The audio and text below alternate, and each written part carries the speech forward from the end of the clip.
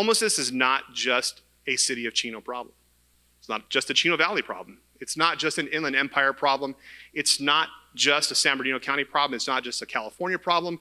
It's a nationwide issue. And while the resources to address these problems may come from all those various levels, the real solutions are still going to be here at the local level.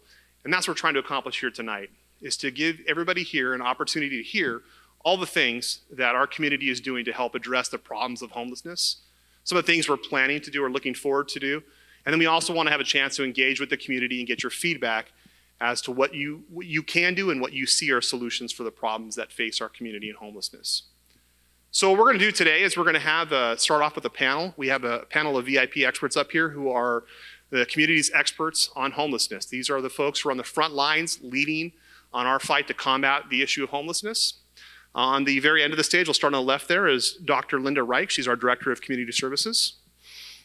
Next to Linda Reich is Liz Lara from the Chino Valley Unified School District. She's a Family Services Program Director. Next we have Myra Pratt from the City of Chino, and Myra is a Community Services Coordinator. We have Aaron Petroff from the SWAG. He's Vice President of the Social Work Action Group. We have Corporal Ryan Tillman from the Chino Police Department. Corporal Tillman's on our Quality of Life team.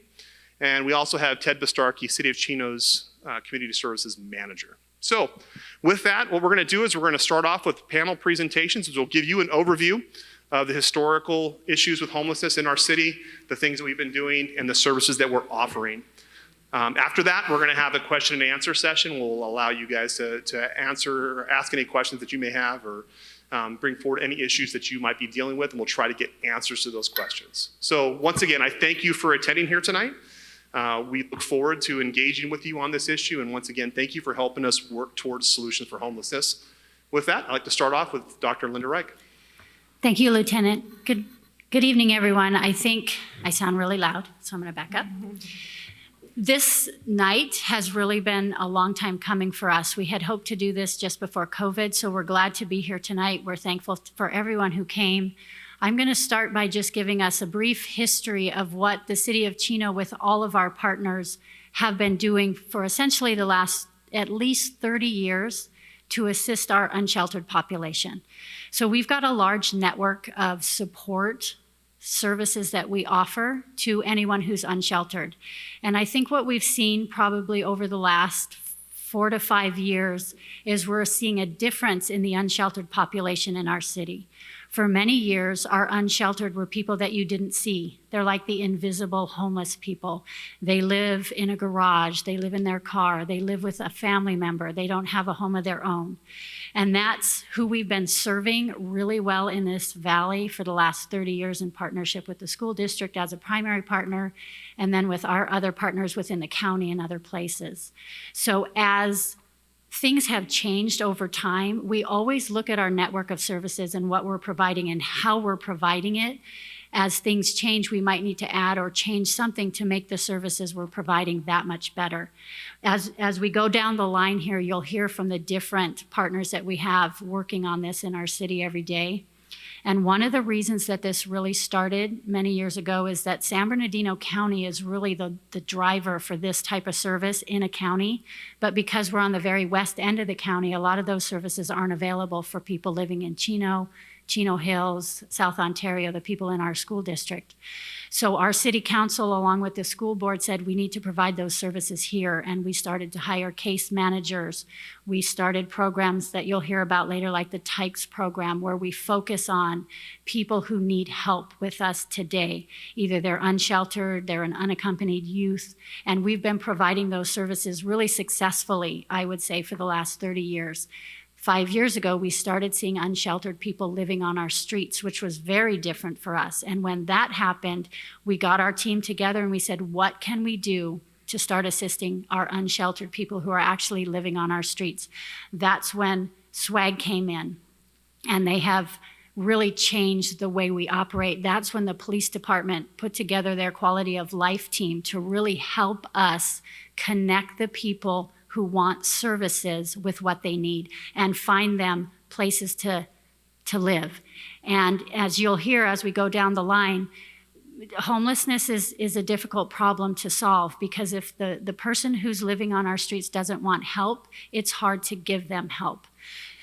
Some of the greatest things we run into is there might be someone with a drug or alcohol addiction, and if that's the case, we cannot get them into a shelter until they get treatment first.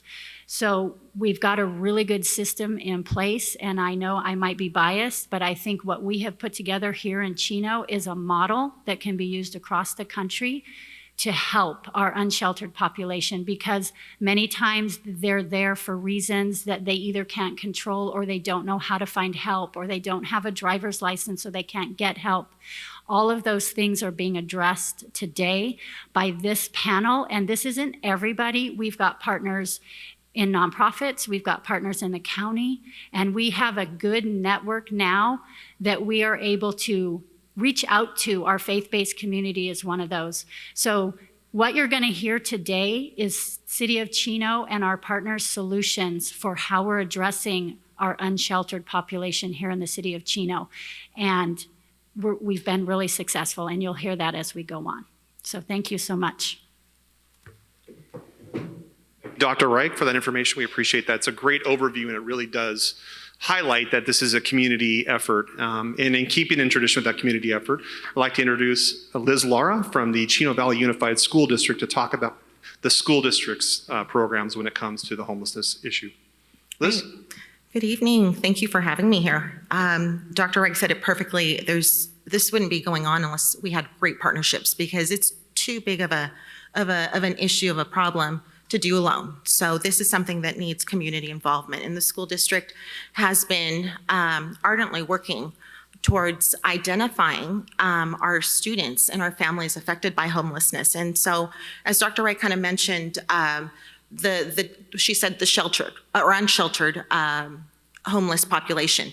We deal at the school district with a little bit of a different definition, and it's called the McKinney-Vento definition. That's the homeless education definition. As a community, we need to be aware of it and kind of know the differences, and so what it might look like, so that when we might get, we have someone who's homeless, but we find out that they're doubled or tripled up, and they're like, oh, that's not really homeless. It really is, and I'm gonna kind of share that law. So McKinney-Vento, homeless education, it actually was a federal law passed in '87, and the purpose was to identify and remove barriers that homeless students were facing and their families. And so pretty much the way that they qualify McKinney-Vento in our school system is these are children who lack a fixed, irregular, and adequate nighttime residence. So these are the children that are possibly living in their car. They are possibly moving from family member to family member, and they don't have a place to call their own.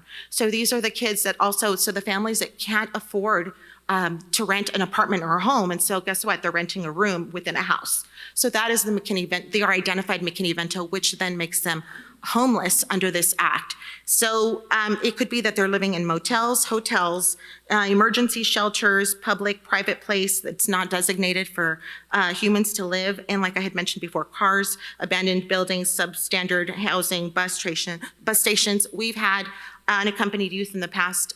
We discovered that they were sleeping in tool sheds that had been abandoned. So really, I mean, it's any place that is not adequate, and that's the main verbiage that we want you to kind of take away. Just a little bit of national data.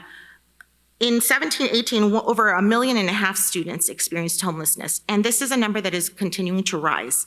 Most of those are doubled up, and when I say again, doubled up, it means that they are sharing housing somewhere. It means that they are not owning, they don't own, or they're not on that lease of that home, so they are not, you can't say like, oh, I'm just renting out a room from this house. It is that they are guests or just occupants of a room. The rest, you can see the stats there, 12% living in shelters, 7% hotels, motels. And then we have the 7% that are unsheltered. These do not have a roof over their head. So they're staying in parks, they're staying wherever they can find a place to sleep at night.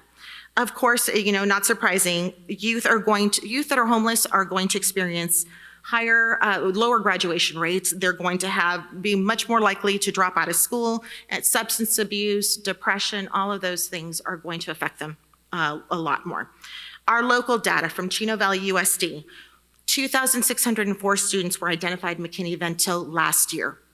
That's 2,600 students that their families can report that they do not have a home to their own. So they're either, most of those, I think 90% are doubled up, but we do have families who are living in cars. We have families that are in very, in not the best conditions, so garages that probably shouldn't be inhabited, those types of things. We also identified 47 unaccompanied youth, and these are what we lovingly call them couch hoppers, couch surfers. These are students who are not in the custody of their parents, and so they are pretty much staying wherever someone will allow them to stay.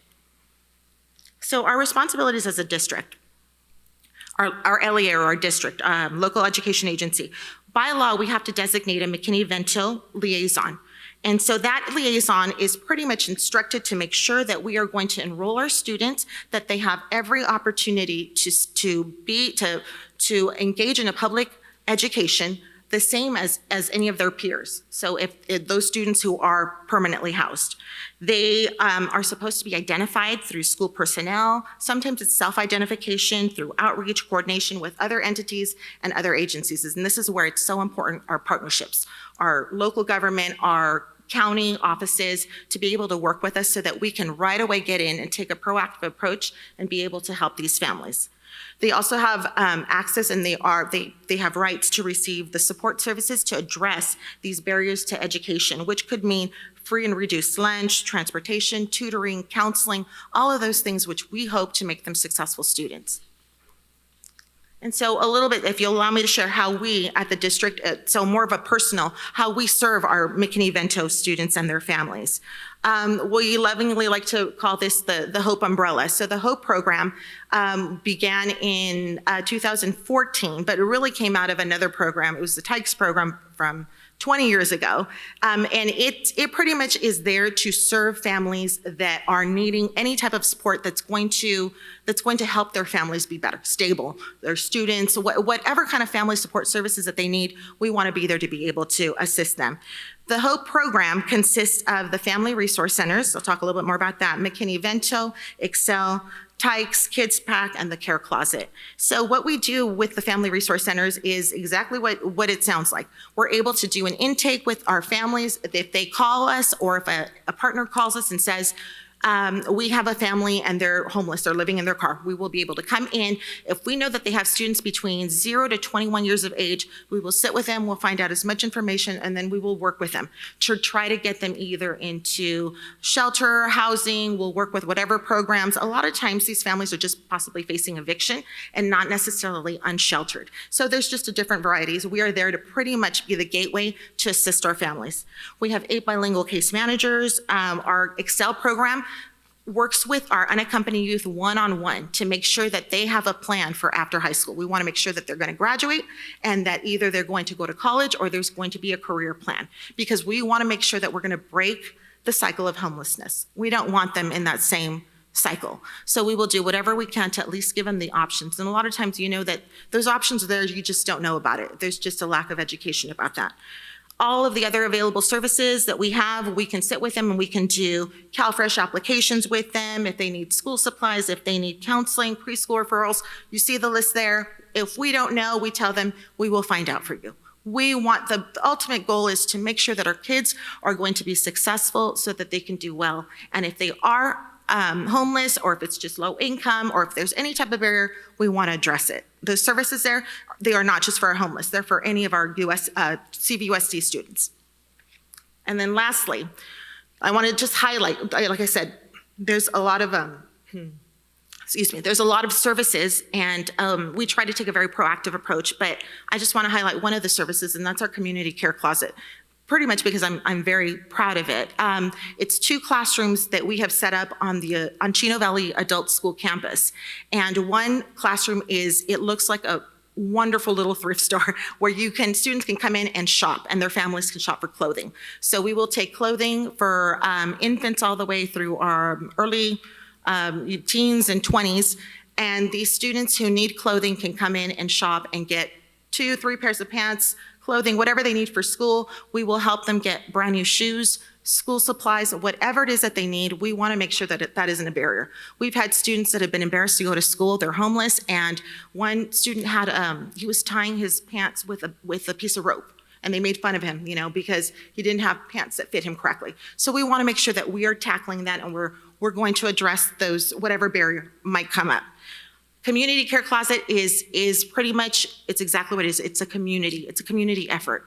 So at this point in time, we have a number of partners that are helping us with food, weekend food. So those families that have food insecurities are able to take food for the weekend. Like I said, emergency supplies, what we take for granted sometimes, shampoo, conditioner, deodorant, all those things that just add up. And so we're able to provide that for our families at no cost. I have people, Chino Valley community is wonderful. So let's say, how can I help?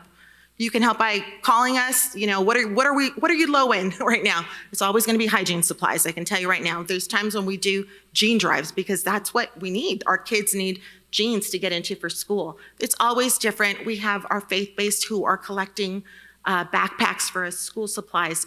It really is, when Dr. Reich said, we're a model, we truly are a model. We have people who are coming here and who are telling us, how can I replicate this in my community? And it's a partnership that didn't happen overnight. It's been solidified over the years, but really the fruits of the labor are what you see here. And we're able to try to help our families before they get to the unsheltered part. So that's the school district's side of it, effort. Again, it is based to try to support them in education, but we know that, that students can't go and think and be successful in school if they're worried about their lights being shut off, if they don't have food in their tummies, if they don't have school supplies, or if kids are making fun of their clothing. So we want to tackle those barriers before it becomes an issue. So that's it for me in terms of school district response to homelessness.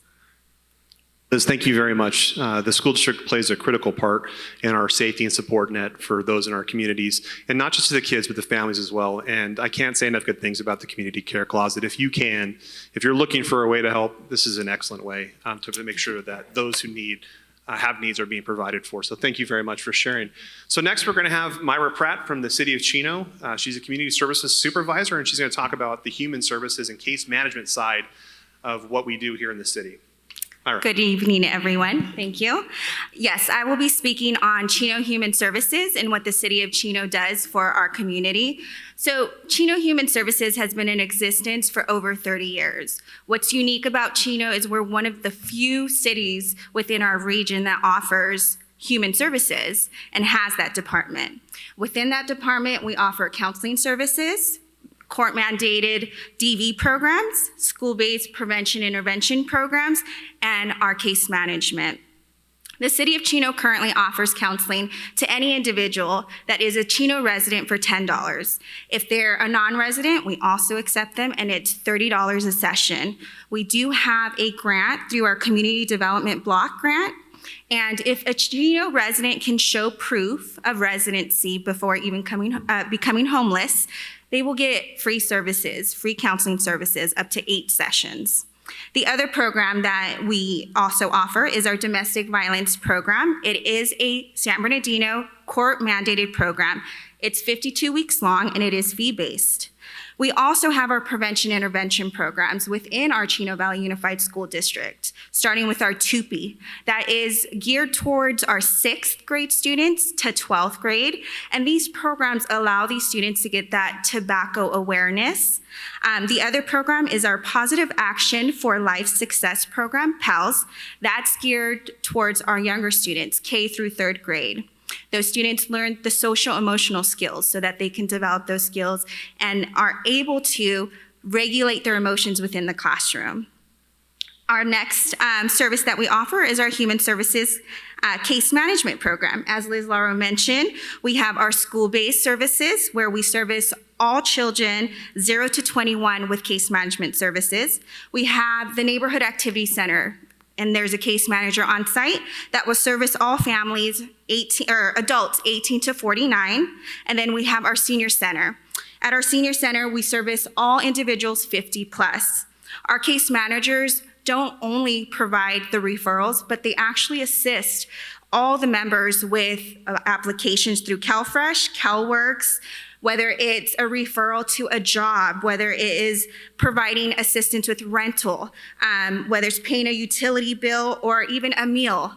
So these programs are definitely there to prevent homelessness from happening. During 2021, COVID definitely impacted many of our families. And unfortunately, we saw an influx in homelessness. So during that time, our counselors, they provided the telehealth opportunity for those that didn't feel comfortable being in person. Our case managers worked with all of our collaborations, whether it was faith-based organizations, community agencies, community members, to provide food distributions, senior meal programs, rental assistant programs, job fairs. We were hoping to provide that assistance to ensure that most of our families could get out of these financial hardships. The other element that we also developed, we have crisis books at all of our community center. If there is a member from the community that shows up after hours, we're able to provide them either transportation bus passes, gas passes, we give them meal cards, and then we take their information and then schedule an appointment with a case manager or with SWAG so that those individuals can get the services they need. We also, in January, received a grant through CDBG where we were able to offer all families impacted through COVID with rental assistance up to 3 consecutive months. Those programs in itself helped so many families kind of just gain some financial strength in their households. Lastly, we also work with San Bernardino County, and annually we hold our point in time count every third Thursday in January. Normally, we operate this count between the hours of 6 a.m. to 11 a.m. And our team goes out with the Chino Police Department, and we basically survey individuals that are or seem to be homeless. They get a hygiene pack. They also get a food gift card.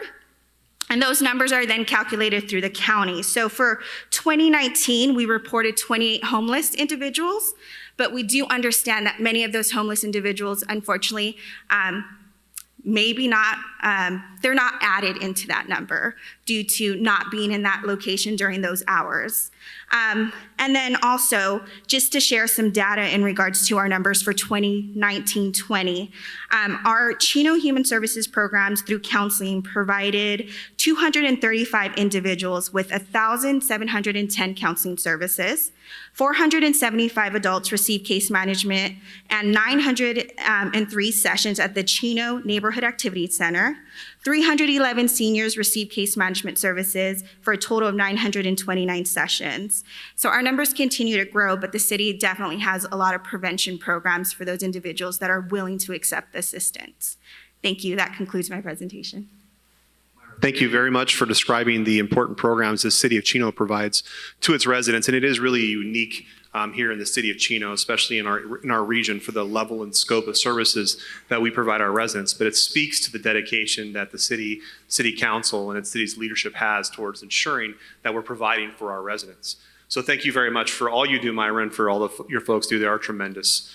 Next, I'd like to introduce our next panelist, Aaron Petroff. Aaron is a vice president of SWAG, the Social Work Action Group. They are an important partner here in the city of Chino to both our community services department and also to our police department. We work hand in hand with them on a daily basis, doing outreach and services to those in our community who are in need. So with that, Aaron. Well, thank you, Lieutenant. I definitely wanted to acknowledge, we appreciate the number of individuals who are here. We acknowledge and appreciate our partners. This isn't just lip service. The community here, the city and law enforcement truly wants to help people and wants to reach the least of us. That's where we feel we fit in. That's our role. We believe that all of us, no matter where we come from, we're made in God's image, and we deserve some very basic rights, which includes housing. We often hear that people on the streets are refusing it. They enjoy the lifestyle that they're living. We refuse to believe that.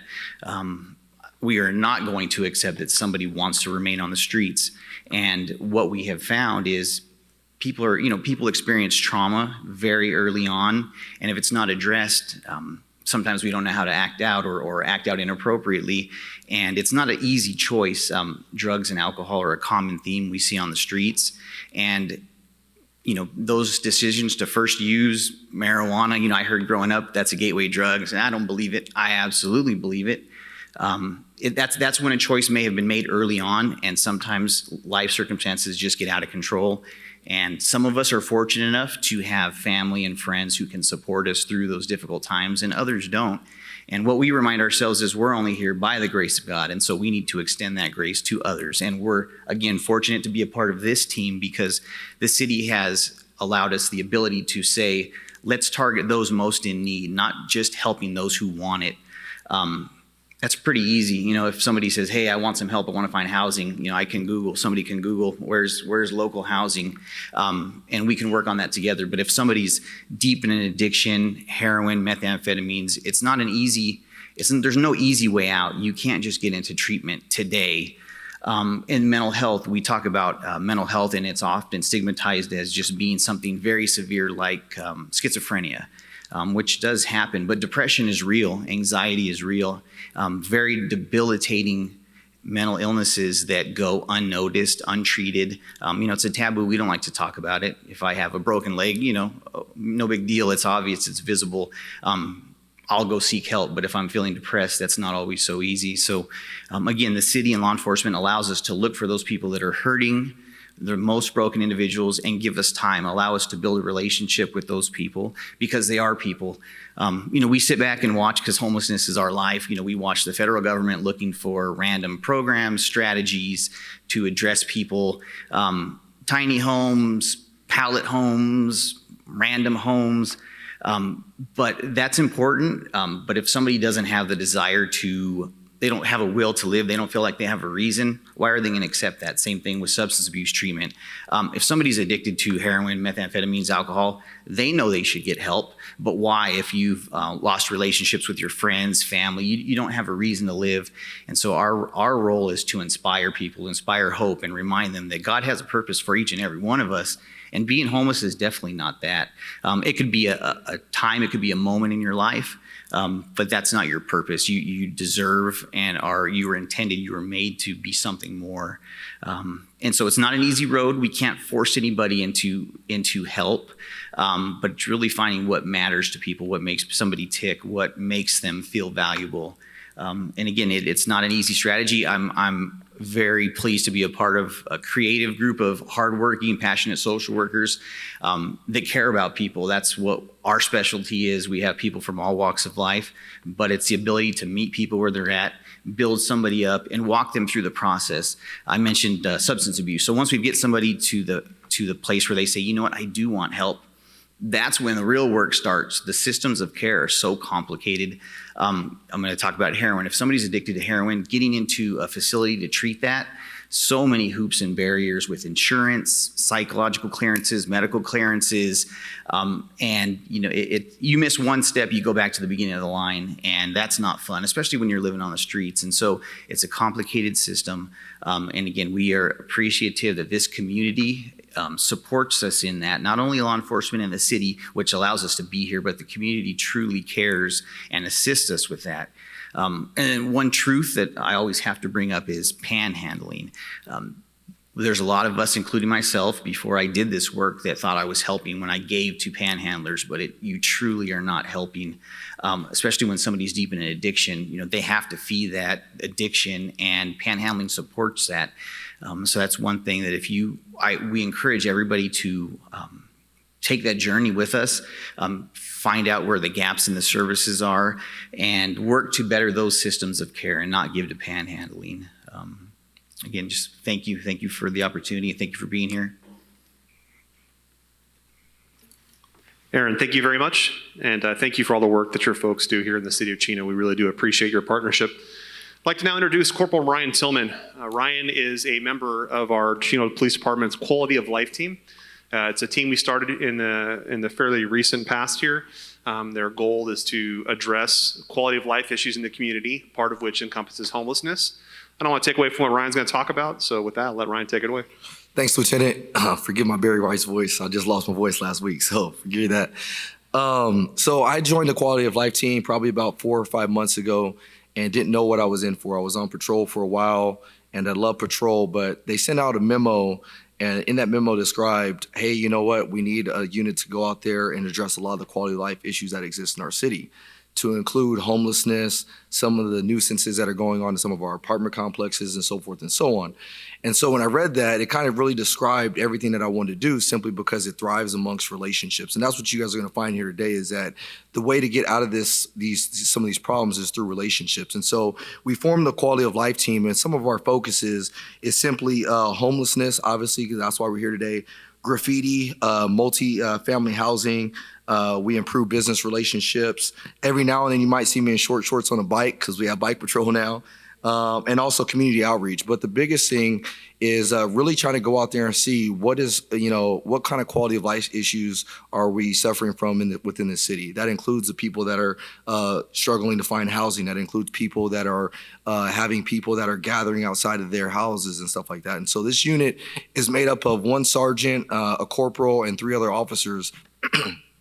And our primary goal is to go out there and identify these issues and get ahead of them. I always like to refer to our team kind of as the utility team, because wherever the problem arises, we're going to go there and try to fix that.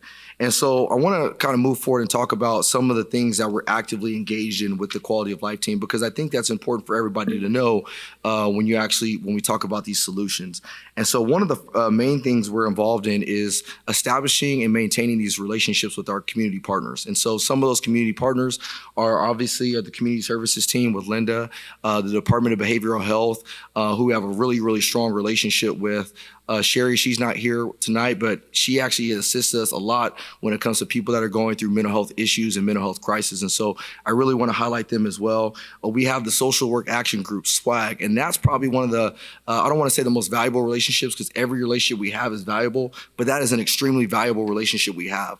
I have to give credit where credit is due. We work with Paul on a regular basis here from SWAG, and our relationship is it's kind of like a very unique relationship. But I want to go back to something Linda said at the beginning, was this could be a model, a national model if done the right way.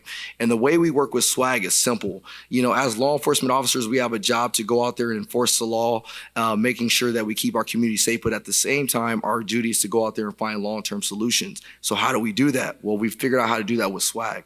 And so I talk about relationships. Through relationships, we've been able to have a lot of success with getting a lot of people off the street. There are people here tonight that I know on a personal first name basis, like Jonathan, like Bernice, people that I know. And that's what I love so much about this position, is because it's given me the opportunity to go out there and establish these relationships with people on a first name basis. When I talk to John knows me as Ryan and so forth and so on. And that's the relationship we want to have, because that's how we're going to get results, and that's how we're going to get them off the street. But at the end of the day, we also have to understand that as law enforcement officers, we have a job to do. And our job sometimes is to go out there, and when quality of life issues do arise, we go out there and figure out how we can find long-term solutions. So let's identify some of the current issues that we've been struggling with in the city. So some of the current issues we've been struggling with in the city are identifying new clients. And what do I mean by new clients? Some of the new homeless people that are homeless in our city. Just yesterday, me and my partner were out with people that were here from North Carolina. So the number one question we asked is, well, how did you get here from North Carolina? And figuring out, can we get them back to their family members, so that way we can, get them back to the success that they once had. So that's one of our issues. Another one of the issues we've had is trying to reduce some of the nuisances that are being caused in some of our vacant parking lots. So 7th and C Street, that was a huge one. We had a lot of vehicles there, and the problem is not homelessness. The problem sometimes is what comes along with some of that. And so what we started to see is we started getting phone calls about people defecating in the parking lot, people urinating in the parking lot, people drinking alcohol in the parking lot. Well, when that becomes a problem, we have to figure out, okay, how can we go address that quality of life issue? And so we figured out a stressful way with SWAG and some of the community service parking lot, and we were able to clean that parking lot up. So that's another one of the issues. And that kind of goes along with the next issue is vacant buildings. We all are aware that we just are coming off of a pandemic that we've never ever seen in our history before.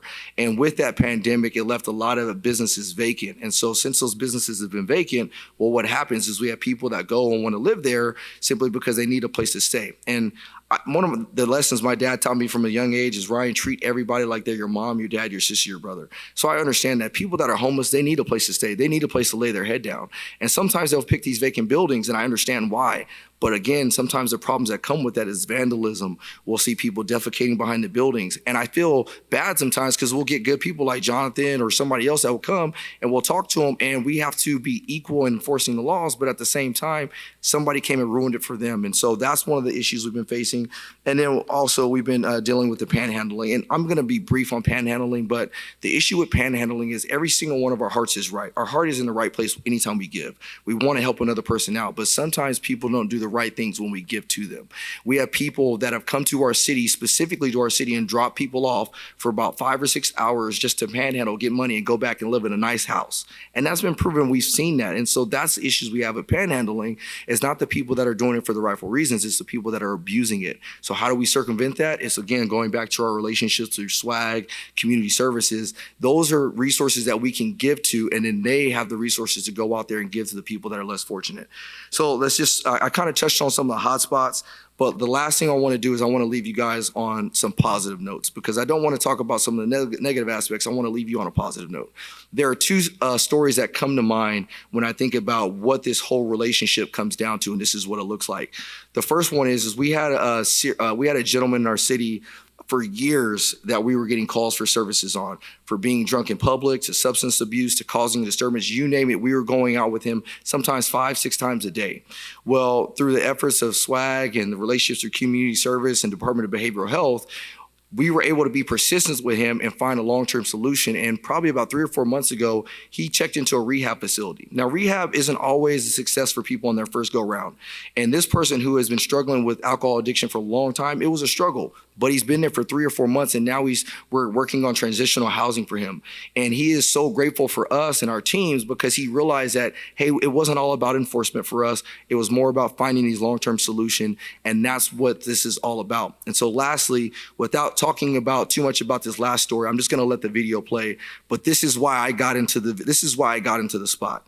You know, sometimes we've realized that, you know, we can't arrest ourselves out of homelessness. It doesn't work that way, because when you try to do that, it's just a revolving door. We have to find the long-term solutions, and the only way we're going to be able to do that, and I go back to what I said at the beginning, is through relationships. So I'm going to let this video play, and you guys will see how this all comes together full circle. Well, speaking of that crisis, reunited a man who'd gone missing and his parents thanks to Chino PD and an outreach task force, police in partnership with social workers. How great is it to see your son? It's a wonderful moment. It just felt like I was talking to Officer Tillman, that it feels like, you know, God worked through him. God is working through him, she says of Corporal Ryan Tillman. He and the outreach team at Chino PD found her missing 32-year-old son, Tony. We met Tony because somebody had called and said that there was somebody that was sleeping on a bench in front of one of our community centers. Tony, you survived on the streets for 4 years after going missing. Since about 2016, I haven't seen my parents. I'm super glad to be reunited with my parents. Yeah, I definitely miss Mom a lot. So. Credit the Chino Police Department's 2.5-year-old task force called Quality of Life in partnership with SWAG, the Social Work Action Group. Our main goal is going out, doing outreach, and trying to tackle any quality of life issues we have, such as homelessness, and we'll do it with utilizing any county resources we can. There's times we just don't know. We have so many uncertainties. We don't know where he's at. We just keep hoping and praying. That's how we did. Quality of Life team to the rescue. Decided to go with them? Yeah. How come? That's 600. I don't know. They seemed cool. They had all the right paperwork. How was that to make the call to his mom, and what'd you say? It was, you know, all sorts of different emotions. She was excited. She was, you know, worried. You can hear the worry from a mother of her baby. One of the things she told me that really stood out was that she was calling coroner's office because she thought her son had been dead. Yeah, so Mom lives in Georgia. She flew out to Southern California to pick up Tony, and hopefully he will get the services that he needs. Now, they've hired a private investigator. They filed a missing persons report, and this is what reunited them. Wow. And so these officers obviously trained in mental health issues. Yes, and they are an outreach team working with social workers. Sometimes they ride together, sometimes they ride separately, but it's called SWAG. So I want to do more on that partnership. It's very interesting to me. Very interesting. Just give credit to my team because this is a team effort. My partners over there sitting at the door, Officer Contreras, Officer Moncio, Officer Jate, our sergeant, and everybody here, we are committed. And I truly believe that every person that's homeless in our city can have that same success story. It's just a matter of when, it's just a matter of will. So I appreciate you guys, and I wanted to give you guys a little bit of insight into what we're trying to do here at the Chino Police Department. Ryan, thank you. That's really good stuff there, and that really does highlight what it is, the approach, not just the police department, but everybody up on the stage here is as a whole community trying to achieve. We're trying to achieve solutions. It's not a police problem. It's not a community services problem. It's a community issue, and we're all trying to come together as a community to solve it. And there are solutions. That's a positive thing about it. There are solutions. There are ways forward, and we are making progress in it. And it is a good thing, and that's why you're here tonight. Is we're very thankful that you're here tonight. So I'd like to introduce Ted Bastarkey. Ted is a community services manager here for the city of Chino, and is a tremendous advocate for not only these programs that are going on, but it also is really behind the scenes working to make sure that these programs are available and moving forward. With that, Ted. Thank you, Lieutenant. What I'd like to share a little bit on how we got here as far as SWAG and being part of this team. In 2018, well, I should go back as I started here in 2014, every year we did a point in time count. And every year we did it again. And with the collaboration with our police department here, we started having discussions of how do we reach those individuals in the streets? How do we do that? And during 2018, we did 2 outreach efforts as a team with case managers, with our officers early on.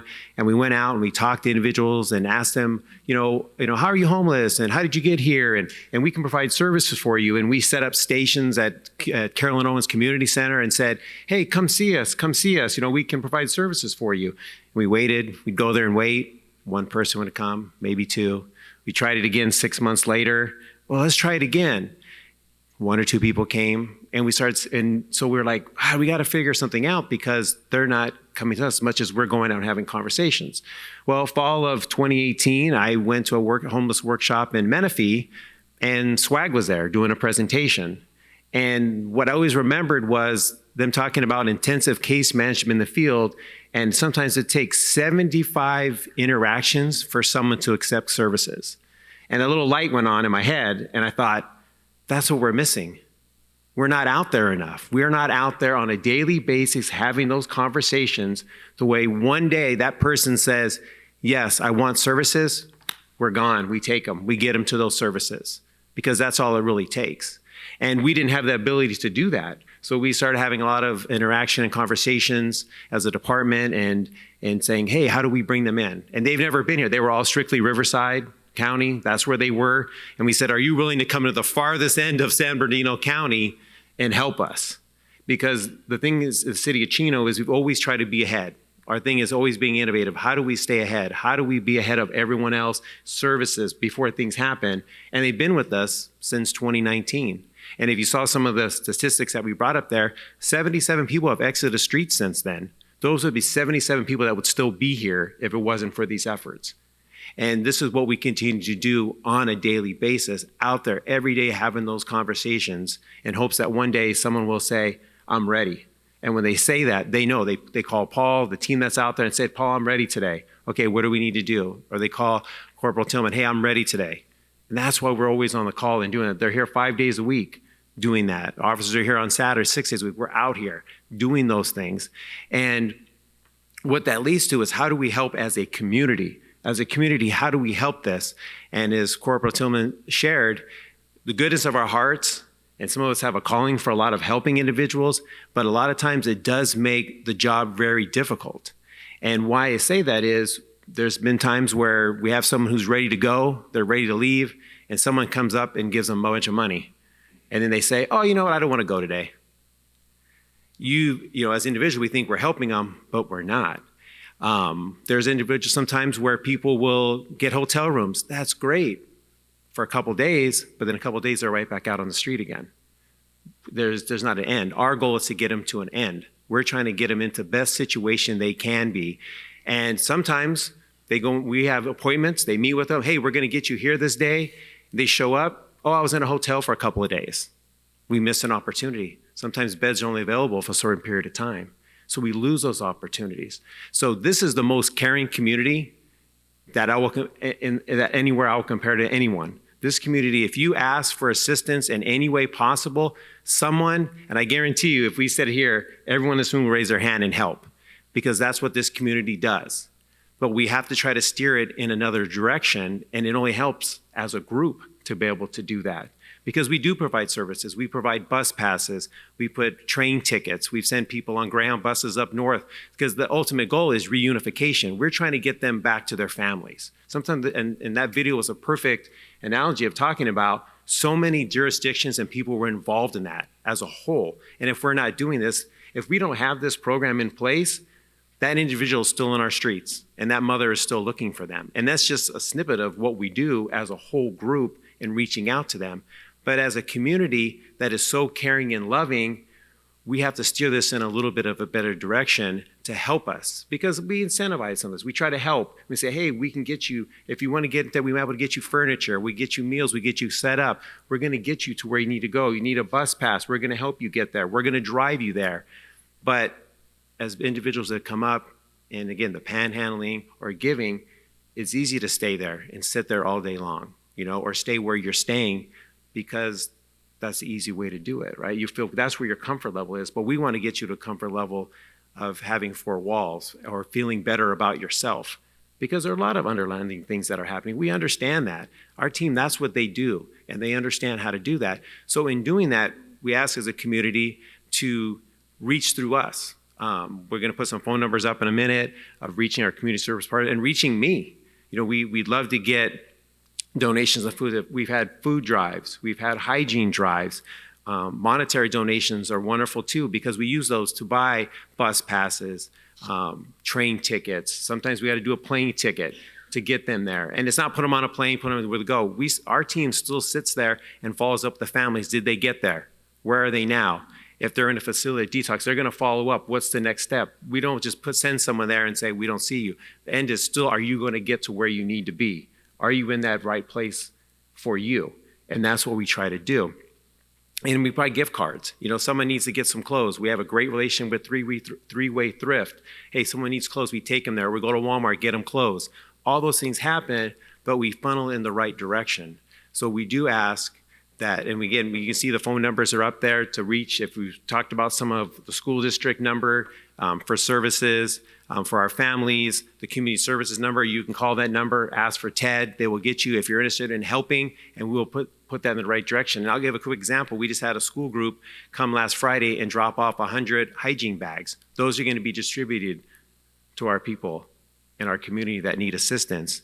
Our human services number is there that Myra talked about. Our neighborhood activity center is there for our adults 18 to 49. Our senior center number is there for our seniors. Our police department numbers are a non-emergency number for those who are looking for assistance here. And then SWAG, that's our 833 number to SWAG. Extension 5 is Chino. You push that number, it'll make its way to the SWAG team that are designated to Chino, and they will get back to you. But if those numbers, you always can call me. My number's on the community service. You can ask for me, and we reach out. Our team is great. They know everyone in our community. They've seen it. We have a great relationship with our faith base that's built through all this too, that we know we can call upon them for any assistance that we need. If someone needs something, even as furniture, we can do that, make that happen. And that's what we're looking for as a community, to streamline some of those things so we can help all those individuals that are in difficult situations in our streets and getting them in a better place. So, thank you. Thank you very much, Ted. Appreciate that information. And these are all great resources, and the numbers are up there. We're going to leave them up there for a couple of minutes so everybody has a chance to copy down those numbers they think that they need. They're all important numbers up there. So that concludes kind of our formal presentation tonight. We'll start here opening up to questions here in a minute. We've seen some questions online on Facebook. One of the key questions that keeps coming up is, well, what do we do about enforcement? We've talked about all this help. What does law enforcement do on the enforcement side? So I want to just kind of touch on that real quickly. Maybe that will answer a lot of questions when it comes down to, hey, well, what do you do in situations with enforcement? So as a police department, obviously our primary job is to protect life and property. That's what we do. But part of our job is also to help people. This is a service-driven profession, as everybody up here is involved in the service of our public. That being said, there is a distinct difference between people who are homeless who are engaged in criminal activity, because homelessness is not illegal. It's not illegal to be homeless. Homelessness is a status, and we don't criminalize people's status. But sometimes people who are homeless or unsheltered engage in criminal behavior. If people are engaging in criminal behavior, that's a law enforcement issue, and we have a solution for that. And that solution is we will take law enforcement action when people are engaging in criminal activity. Now, our goal is always, especially when we're dealing with people who are homeless or unsheltered, is to solve the root cause of their homelessness or unshelteredness. And that's what our quality of life team does. But they're also police officers, and when necessary, we will take enforcement action and enforce criminal statutes. Then the other question comes in, that involves usually people who are involved in drug activity, alcohol, disturbances of the peace, assaults, thefts, crimes, graffiti, those types of issues. We will take enforcement action. But once again, we're always trying to solve the root cause of the problem, because as Ryan alluded to earlier, it becomes a revolving door in the criminal justice system. There are limited resources in which we can incarcerate people. It's not a reality to incarcerate people for minor crimes. So we're always trying to find the root cause. And one of the stories that Ryan shared earlier was a perfect example of that. We had made multiple arrests on this particular person before they said, hey, you know what, I'm done with this. I don't want to be part of that anymore. And every time where they're offering, hey, there's a better way of life. There's a better way forward. Let us connect you with services. Let us connect you with swag. Let's connect you with human services. Let's get you to a place where you deserve to be. We'll do that. And then you also have sometimes people who are engaging in land use violations, right? Because we also have regulations that say, hey, you can't camp in public places. You can't occupy public property. Well, those are our violations. Those are separate and distinct from typical criminal violations. And while there is enforcement action that can be taken, that's a different approach. And we will take enforcement action on those when we exhaust all of our efforts. But mind you, that's a different community. There's got to be a different community interest in that than there is when people are involved in criminal activity. So I just wanted to touch on that real quickly. I hope that clarifies for people, because we get that question a lot. Why can't you just arrest people? That's not our goal. We can't, as Ryan said, arrest way out of this problem. If people are engaged in criminal activity, call the number. 628-1234 is our dispatch number. We will send a police officer out. If people are engaged in behavior that's unsafe, if they're causing a nuisance, they're causing a problem, they're engaged in theft, call the police. We will come out and handle that. We will also, though, wrap them around with services and try and solve that problem. We will take enforcement action. But people who are homeless, who are in the streets, who are refusing assistance, are there things we can do? Yes. And we are examining those options. But remind you, those are different than people who are engaged in strictly criminal conduct. So we wanted to kind of delineate those two things. I hope that answers a lot of questions. So with that, we are going to open it up to questions from the audience. So what we're going to do is Officer Jate is going to walk around with the microphone. We ask you don't touch the microphone. We'll hold it out for you. I know they're asking for purposes if you could stand up to make it easier to hear. And then we'll hold the microphone for you. You can ask your question. Then we'll try and get somebody on the panel up here who has the answer to that question to get it. If we're unable to answer your question tonight, we'll certainly connect you with the appropriate staff to get back and get you answers to those questions. We may not be able to answer all of your questions. What's that? Yeah, so when we get down here with a couple of instructions, we'll ask you to just kind of raise your hand and we'll try to get to everybody. Obviously, it's a limited amount of time. We can't be here until midnight, but we'll try to get everybody's questions answered. If somebody asks a question before you that answers your question, then it's great. Hopefully, we can do that. But like I said, our goal here tonight is to give you an opportunity to get some information from us and facilitate answers from our experts up here on the panel. So with that, does anybody have a question that we can answer for you? In the back over here. Hold on a second. Let him grab a microphone for you. Why don't you guys have Isaiah's Rock up on the board for community resources? They've been the one that's actually helped more of the community for the last 30 years than anywhere I've seen in this whole city. Now, mind you, I understand all these guys do their efforts and they have their hard work behind it and they got a bigger community to serve, but I see the homeless people every day because I'm part of that community, you know, and most of us all go to Isaiah's Rock for our food, for our clothes, for the food drive, for medicines, for hygiene. They supply us with everything we need, you know, and they've given me a job. They've given me a home. That's where I'm at now. You know, I went from being on the streets out here for 7 years to now having a place to live and an address of my own. So, I mean, why aren't they up there? Well, congratulations. And we know you've made great progress and we're happy for you. And that's a good question. So why do we have a ton of community partners that we partner with. Isaiah's Rock's an important one. We deal with Isaiah's Rock on a regular basis. They're great community partners. They provide services to people in need. They are a community service. And if you call Human Services and they say, hey, you're looking for a service and Isaiah's Rock have it, we'll refer you to them. So this is more of a collection point. And we could put 1,000 phone numbers up there, but we're trying to get the ones up there that have the information that we can get back to there. So Ted, did you want to say anything further on that? Thank you. And you're absolutely correct. Isaiah's Rock is a pillar in our community, and we utilize them quite often, as well as Charlene is here tonight and will tell you she utilizes us. We work together as a group, and today was really a starting point of where this all started, and has evolved into those partnerships that she has established over the year with us and vice versa, and it continues to grow. We call on each other, we need support, and that's one of the things that we talk about. There's a driving force behind it, but she'll tell you, and some of those services, when you go there, she'll say, have you talked to Swag? Have you talked to Swag? Well, you haven't talked to Swag, you need to go talk to them. And sometimes Swag will show up, as you know, personally have had those interactions with them. We'll show up there and have those conversations. Because it's one thing to be there and she's going to provide those supports as an establishment here, but the ultimate goal is get help there, but then what's the next step? And that's where she's a big part of us getting there, absolutely.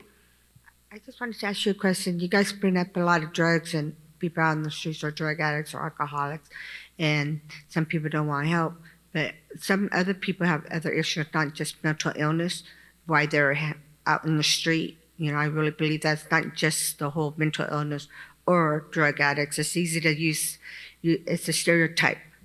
I feel that's, you guys are stereotyping people, and it's not always the case. You don't know if they lost because they, anything, you know, we don't, how are you really being understanding to them and really asking questions? What's going on with you? What is it? You can't just say it's because of this or that, or people are panhandling, because I know a homeless, I with myself can say I was homeless myself, and people aren't panhandling for just to have.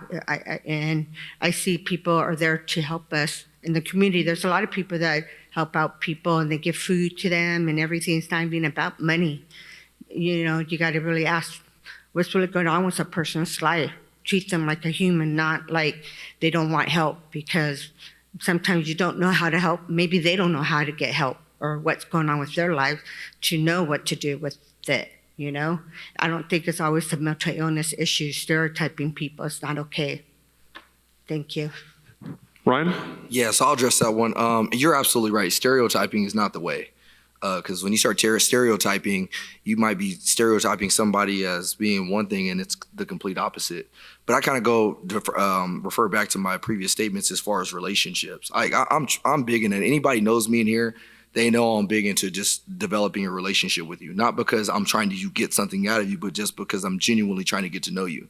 And then once we do that, and once we are successful in getting to know you, then it's a lot easier to start finding a lot of those underlying issues and then find the solutions to get you back to where you want to go or to get you off the drugs. I would literally I was talking to somebody today and they were telling me like it's one-on-one basis and they're sober after a while. And that only happened because we developed a relationship and that trust. Because a lot of times the person that we're dealing with doesn't trust us, or they don't trust the system, or they've been dogged out before and therefore it's kind of hard to reach back out.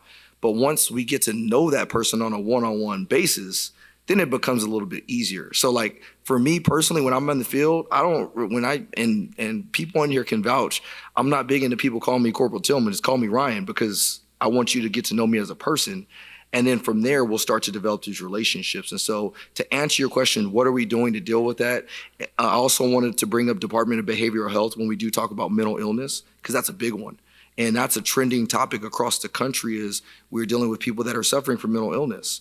And so we recognize that as not being necessarily, we're not trying to categorize people, but we're trying to get them the rightful help that they need. And so the only way we can do that is through relationships. And so I'll always revert back to that initial statement, because there's value, true value in relationships.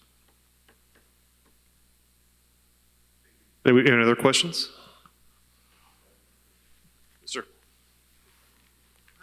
Hi, this is for you, Liz. My name is Bobby Martinez. I'm the president for Don Lugo Sports Boosters. We're getting a lot of children or kids, students that are needing assistance financially. I think the normalcy for students is important. And a lot of kids cannot participate in sports because they don't have the money. And like you said, they're couch surfing, and I see it. I've been a volunteer for about 20 years here in the city of Chino. My whole life has been here, but I see a lot of these kids that I thought had a perfect structured home, and they don't. And as they get into high school, now I see it at the high school level. And as a sports boosters, we raise money, but we're trying to fund a lot of these students. Is there anything that we can connect with the school district for a financial assistance and anything like that for students? That's the main thing that we're looking wonderful. at. Yeah, because they want to be normal. They don't want other students knowing that they're homeless. Absolutely. And they want to just be part of the group. That's it. You hit it right on the button. For us, what we see is these kids, they want to be invisible. So they want to hide. They want to go under the radar. They do not want to be noticed. They just want to blend with their peers. And so what happens is usually it's a caring staff member or an individual says, when we had prom, right? This student would love to go to prom, but there's no funds. Or this student is homeless. He's hopping around, but he doesn't have good shoes. We've had PE teachers call us before. So one of the things that we would love to do is we work with the school directly. Sometimes it's a booster, sometimes it's PFA, PTA, some of the groups within the school. A lot of times it's a caring administrator. I've seen counselors out of their own pocket say, this student needs this. So talk to me if there's something that you have in mind, through our resource centers. We'd love to work with your school. This is how it begins. It begins by someone saying, we want to help. And then we're here to say, yes, how can we come together between the system, the district, parents, our community? That's going to be the way that we answer a lot of these. Absolutely, you're right. There's a lot of needs out there. Definitely, and I will begin in contact Yes. because I would love to bridge that gap so I can at least have a resource to go to. Because again, we're seeing more and more, unfortunately. It's been a tough year too. So this is just, we're scratching the surface. We've got kids, and when we talk about food insecurity, we're talking about a lot of kids that went through some major food insecurity. We had kids coming in literally really hungry, coming into our centers, and we had to give them snacks because CalWorks wasn't enough or CalFresh wasn't enough. And mom and dad they're undocumented or they're not working and they're super embarrassed. So we'd have to, Isaiah's Rock, go wherever all of our food pantries in the area come down. And you're absolutely right. There's a lot of needs that are going to be coming up. I'll be getting a hold of you. Thank you. Okay, thank you. Some question, thank you. Other questions? I know we had an online question. The question was, who can we contact when we notice that there's homeless people in our neighborhood? So good question. So you can start by either contacting the city through Human Services, or you can go directly here to the police department. Obviously, we're a 24-hour-a-day, 7-day-a-week operation. We always have people here. The easiest way to notify of those ongoing issues, and a quick way to do it, is via email. So if you email SOB, which stands for Special Operations Bureau, sob@chinopd.org. That information will go directly to our quality of life team, and they can work with you to help identify those issues and start routing services in those directions and try to resolve those problems. So once again, that's sob@chinopd.org. So thank you to Stephanie for the Facebook question online, and we'll keep monitoring those. If you have more questions online in our Facebook audience, please send them our way. We'll try to get them answered for you. Anybody else in the audience have a question? My name's Eddie. What is put in immediate action when there's the elements like rain or something, when they have to go find shelter under a place where there's not public property, but private property? Is there anything put in place for the homeless for something like that? Or you guys just ignore it? Question, anybody want to address what we can do for people during inclement weather or any time? Aaron? Yes, great question. inclement weather such as rain, when it's 110 degrees, that's when we want to capitalize, when somebody's, that may be the one day, the one opportunity where we can break through and reach somebody.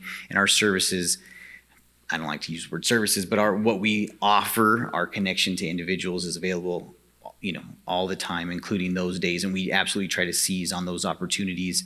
I wish there was more opportunities, and they're not always the best opportunities, but there's absolutely emergency housing, transitional housing that we can connect people to. And that is, if nothing else, that is a starting point for us to get somebody off the streets. And once somebody does that, start to sleep better, they'll eat better, they'll make better decisions, and then maybe they'll be more inclined to want to try something. So we absolutely try to seize those opportunities.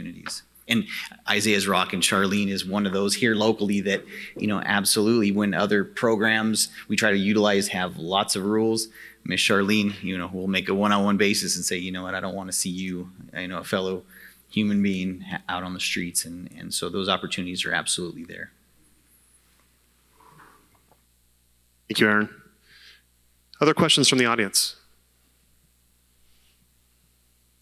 Don't be shy. This is a great opportunity. If you're thinking it, you have the question, somebody else in here probably has the same question. So, first of all, my name is Dorothy Pineda, and I came tonight to be informed about the homeless situation we've got. And I've seen the increase in our community, but not as bad as in our neighboring cities. I'm very proud to say that what I've heard tonight was very impressive. And I really want to thank you all for making, I know it's your job, but it seems to me that you have a personal caring and goal set to help these individuals, families, whether they're children, young adults. But one question I do have that is swags. I tried Googling you, and obviously the term came up, what swags means. But are you also, I know you're in Riverside, but are you also in other cities? And I'd like to know if you are. Which swag term did you see? Because there's some that we don't. There you go. That's what we try to identify with. There's some others we don't. Yeah. We're in different communities. We're in Chino. We work with the city of Rialto, and then multiple cities in Riverside County. And we are, and we're here for a reason. And what I said earlier, I meant it. This community wants to truly serve. And some communities aren't there yet. Some community, when Ted reached out early on, he said, I absolutely want to reach and serve the 25 to 40 homeless people that are on the streets of Chino at that time, and they deserve a better life. And so we said, let's do this. And we met with the police department here, all the way from the chief down, and they had the same mindset. Mm-hmm.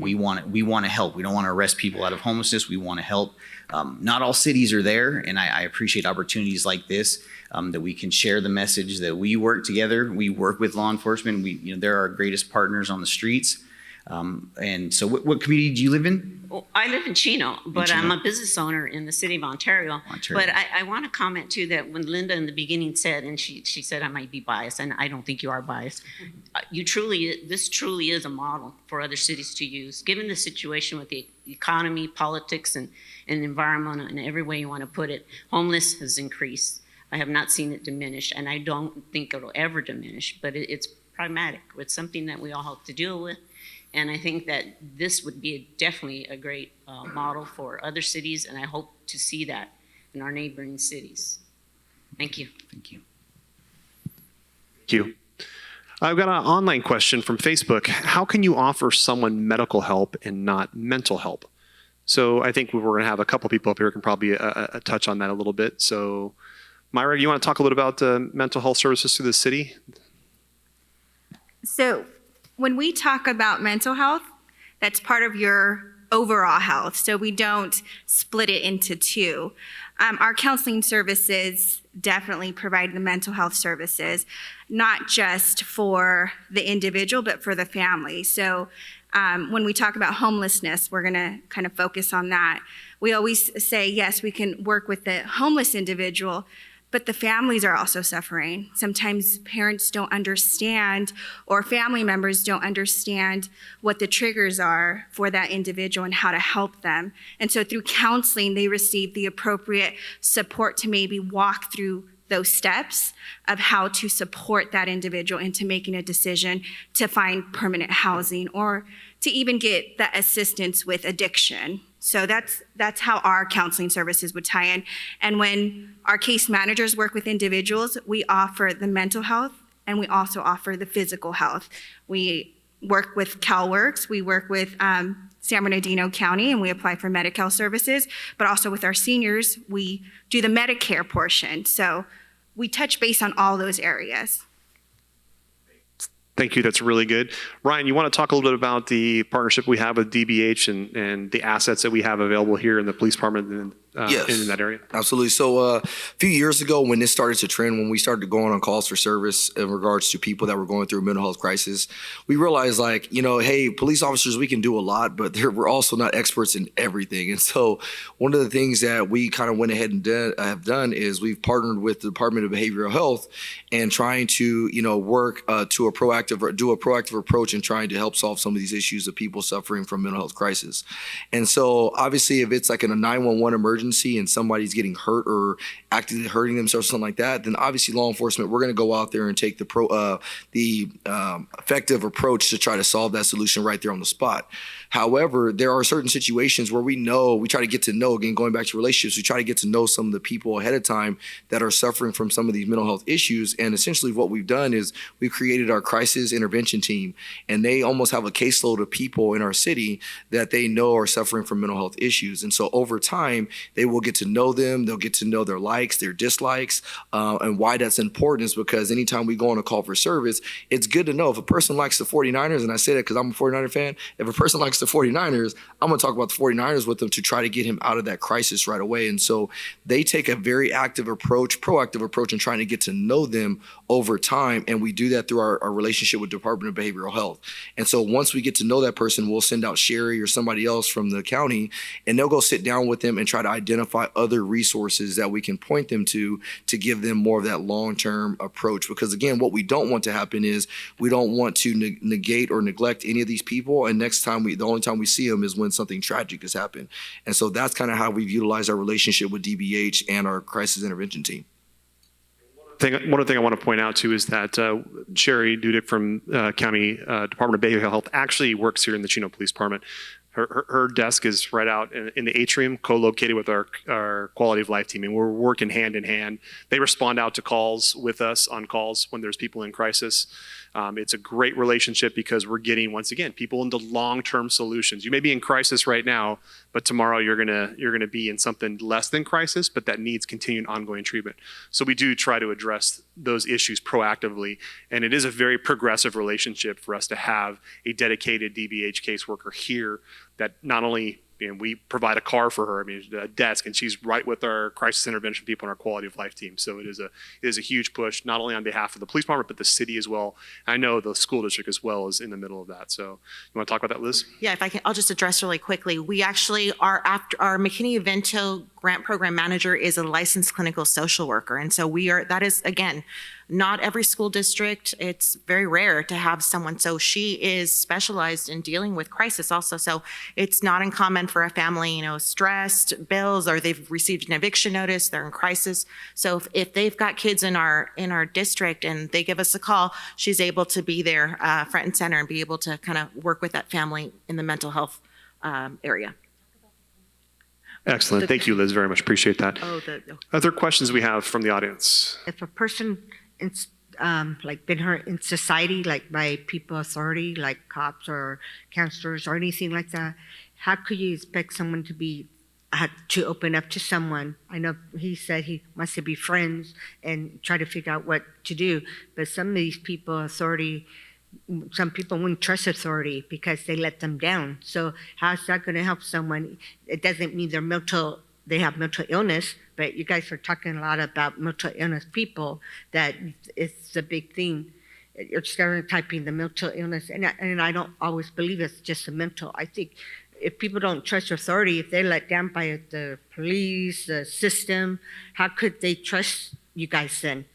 Even if you're trying to be friends with them, because You could be friends in this, but what are you really trying to get out of that person? Even if you're trying to be friends and this and say, hey, I like the 49ers, so you talk about the 49, but really, are you really understanding what's going on when if they've been wounded by authority people that like the cops, or, I mean, look at how it is now. Do you think people are going to trust the cops the way things are going on in society? That is a mental illness thing. You see on live TV. So how would you want to, and how some of these people are treated that are homeless, and I don't see that's helping someone, I don't see that has nothing to do with mental illness or drug addicts. You've emphasized the mental illness issue, and I don't think everybody that is homeless is mental illness. Just because, and they don't want the help doesn't mean they don't want the help. They don't trust authority. So why would you label that as authority? Yeah, so let me jump in right there, and I think I get this. So I think probably summary to the question is that it's not mental illness always. And I think earlier you were mentioning that drug addiction. So it's not drug or alcohol. It's not mental illness. Sometimes people just don't trust authority. So how do we get over that? And I think Brian touched on it a little bit. It's relationship building, and it's not a magic pill. It's not a magic pill, and we can't always get people to do what's in their own best interest sometimes. But it doesn't mean we don't stop trying. And we'll continue to try, and we'll continue to try, and we'll continue to offer services. We'll continue to do these meetings. We'll continue to provide the services that the city provides to help as many people as we can who want it. And that's really the goal, there's not a 100% solution to the problem, but can we get 10% of the way there? Can we get 20? Can we get 40? Can we work towards a solution? And that's really what we're talking about doing. So. It's also equally important, too, to make sure that we bring other people, too.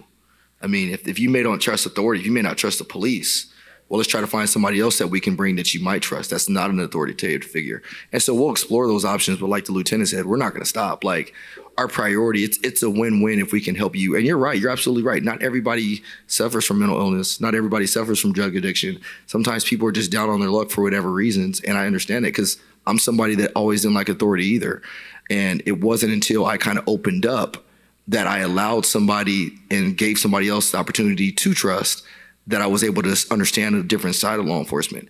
So the one thing though, the only thing we ask is that if we can give you a solution to your problem, or if I can find somebody that can offer you a solution to your problem, meet me in the middle and be acceptive to try to accept those type of resources. That's the only thing we ask, because I get it. I'm somebody, the main one there's some people I don't trust, and that's everybody. It's human. So if you don't trust us, we'll try to find somebody that you will trust.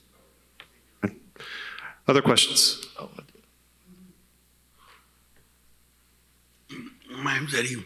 Is there a specific place that homeless people can sleep in? Because I know that the public places are where there's a street, right? And then there's a private sector. And they're always kicking homeless out of there because they want their place. Do you arrest them when they're on public places or only in the private places, or what? How does that work? Where can you and where can't you arrest the person for being homeless? So that's a good question. So there's a legal answer to that, and luckily we have a city prosecutor here tonight. Matt, you want to jump in and help us on this one a little bit? So the ins and outs of it. The answer to your question, sir, is two parts. One, and what I'm holding right now is the Chino Municipal Code. You can find that online. If you don't have personal access to it, you can go to the library and get on the computer there. But the Chino Municipal Code speaks to two different kinds of property, like you said very well, sir. There's public property and there's private property. A person cannot camp on public property. Okay, that property is intended for public access and public use, and there frankly are very few cities in the entire country where they don't have the exact same law that we have here. Okay. Now, however, that being said, the city is not going to enforce the public camping unless there's a bed available. That's based on a Ninth Circuit decision called Martin v. Boise from a couple years ago that we're probably all familiar with by now. The city does track available beds. So in real time, when it is providing that offer to one of our neighbors who's living on public property, they will be able to know whether this law is really even effective at that point or not. With regard to private property, I have to say, I don't see that very often myself. However, our municipal code does not prohibit people from camping on private property as long as they have the permission or consent of the owner of the property. Otherwise, that's a trespassing as well, by the way, which is a crime under state law. and as long as it doesn't otherwise violate some other law. Okay, so if there's some state law, some federal law that otherwise would prohibit that, then you can't do it. And to clarify, public property includes a property owned like the Bureau of Land Management, county property. It's not just city property. It's not just sidewalks. It's not just, under overpasses or other places. It includes public property owned by any agency. So private property is really going to be, Bob Smith's property, right? Or, Sally Thompson's property, so to speak, right? That's truly private property. Does that answer your question, sir? All right, thank you. Okay, thank you, Matt. We got another online question, and the question is from Joseph. And Joseph said, at any point, is the city going to say enough and stop allowing more homeless to move into the city? So once again, I just want to point out that homelessness is a status. It is not a crime to be homeless, and nobody's trying to criminalize homelessness. It's a status. It's not a crime. When people engage in criminal activity, then yes, you will see law enforcement taking enforcement action against that. As Mr. Silver just pointed out, we have laws on the books that deal with camping and utilizing public property. So those are two distinct and separate things. While they're both criminal violations, when we measure what we're going to take, when we're going to use the police power of the state to take action, we want to make sure that we're doing so by balancing the individual's rights against the governmental interest at stake. That's everything that we do in law enforcement is based off of that. And that's really is everything the city does is based on that. Yes, we want to look out for the quality of life of the entire city. And that includes people who are sheltered, who are unsheltered, who have homes and who don't have homes. But at the end of the day, yes, we will take enforcement action when it's appropriate. And that's really, it's our last effort. It's not what we're trying to do. Everybody up here on this dais, including the police officer sitting up here, is trying to help people, trying to solve the root causes of the problem. And we will deal with criminal issues when they come up, and when necessary, we will deal with the land use issues as well. The process may not be as fast as some people like, but once again, we have to carefully balance the nature and the quality of the intrusion we're going to make against the governmental interest at stake. That's legalese to say we're always trying to do the right thing for the right reasons. Hopefully that answers that question. Any other questions from the audience? I just wanted to bring to everyone's attention that while we are talking about different categories of homelessness, I didn't notice that, myself, I am a homeless person and I am disabled. And I didn't see anything for someone that's disabled. And I have seen in my time of being homeless a lot of people who can't get help because they're disabled. And that's their only problem. No mental illness, no drugs or alcohol. They're disabled and there's nothing available for them. And they're sleeping outside in parks and they're dragging around blankets and they're being hurt because we are looked upon as victims. Because, we can't move as fast as everybody else.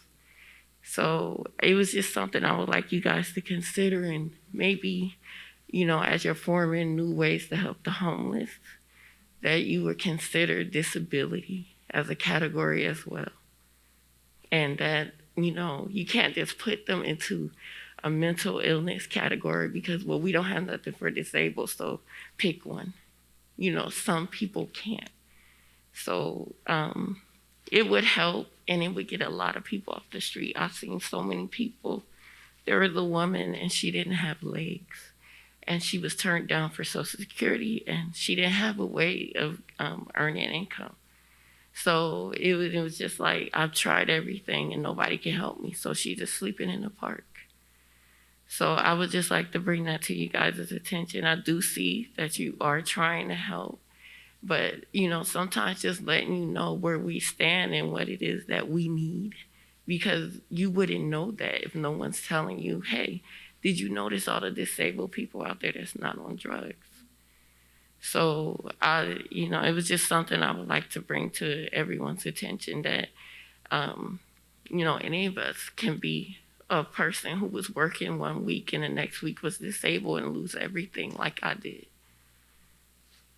Cue for that. So I think we'll start with Aaron on this one. Aaron, can you share what services are available to people with disabilities? Absolutely, and I thank you for speaking up and representing people with physical disabilities. That is a disabling condition, and we are connected to multiple programs that can help not just address the disability, but provide housing, temporary housing, permanent housing, retraining work programs, and I hear you on that, and I would like to ask that you allow us to help you through some of those processes. And our approach is absolutely, what is it you're looking for, and let's help you find it. And there are multiple programs, and I want to ask in front of this whole audience, would you allow us to help you? Would you allow us to help you through that process? I'm willing to consider what's in front of me.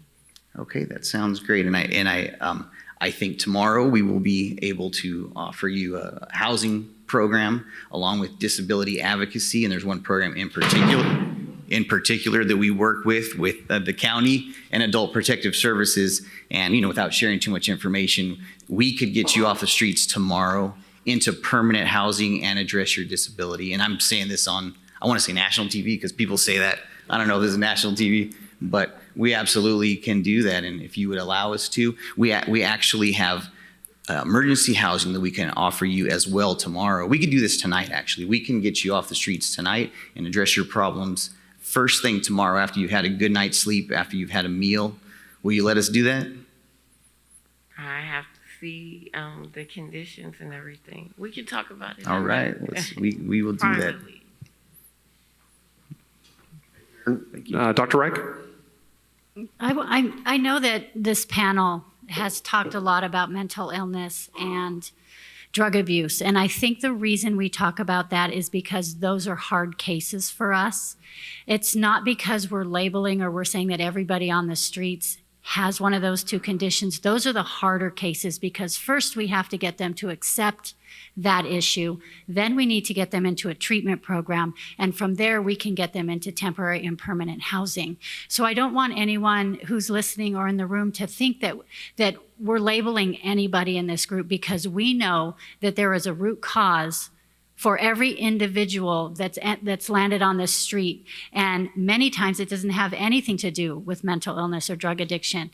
And that's why we have this team together. And for the people who might be afraid of law enforcement or might be afraid of authority, that's why we have so many different people. We can come at different angles. I know that on the cases with SWAG, if we have someone who doesn't want to deal with a male, we'll bring a female in.